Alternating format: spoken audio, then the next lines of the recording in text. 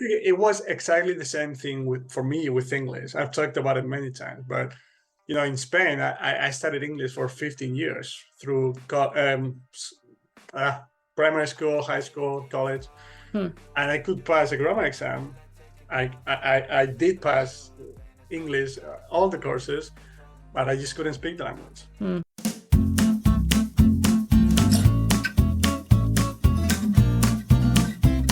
And how about your Spanish? How was that? How do you go about it? That was, traditional learning. Well, when I was a kid, we had a small book, Spanish Through Pictures.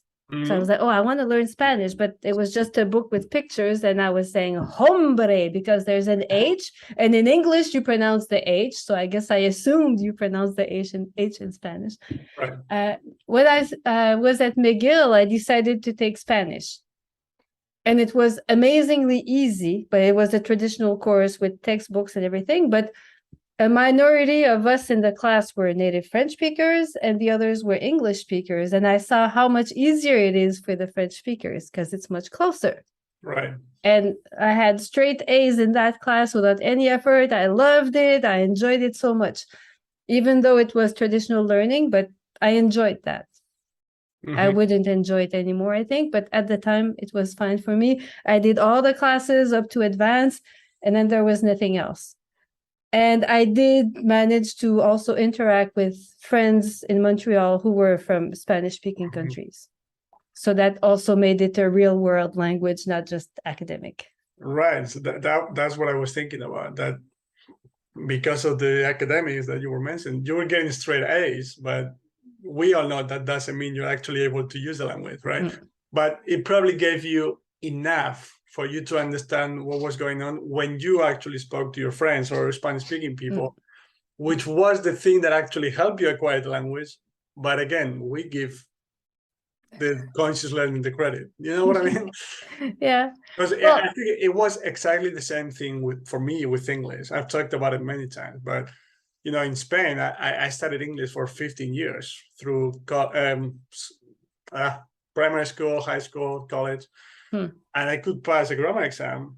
I did pass English, all the courses, but I just couldn't speak the language. And it wasn't until I started watching the NBA in English that I actually acquired it. And of course, just like you, I realized afterwards, once I started reading Krashen and so on, I realized, so that was the thing that actually helped me out, right?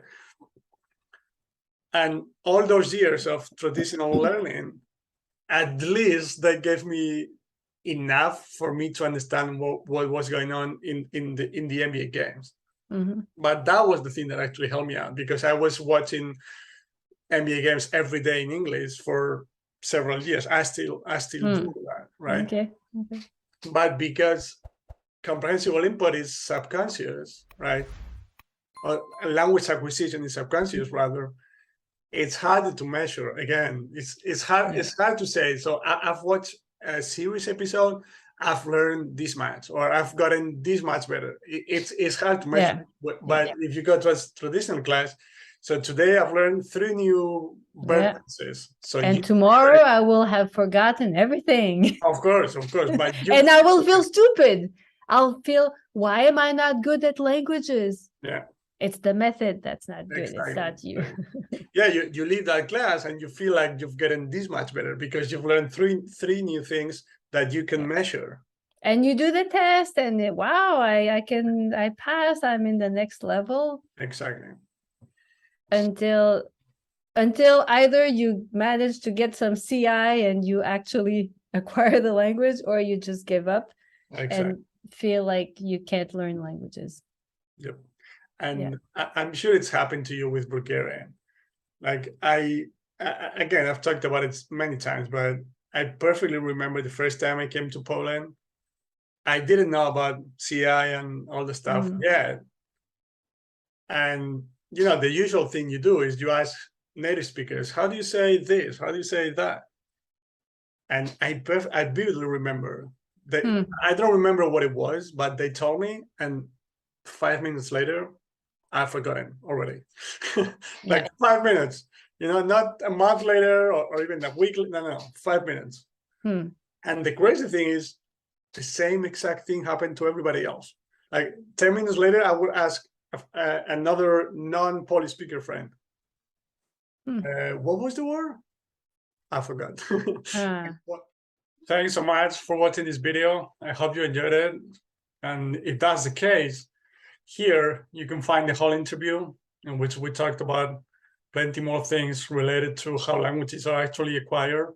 And finally, right here, you can smash this guy in the face to subscribe to my channel. And I really appreciate that right hook. Bye-bye.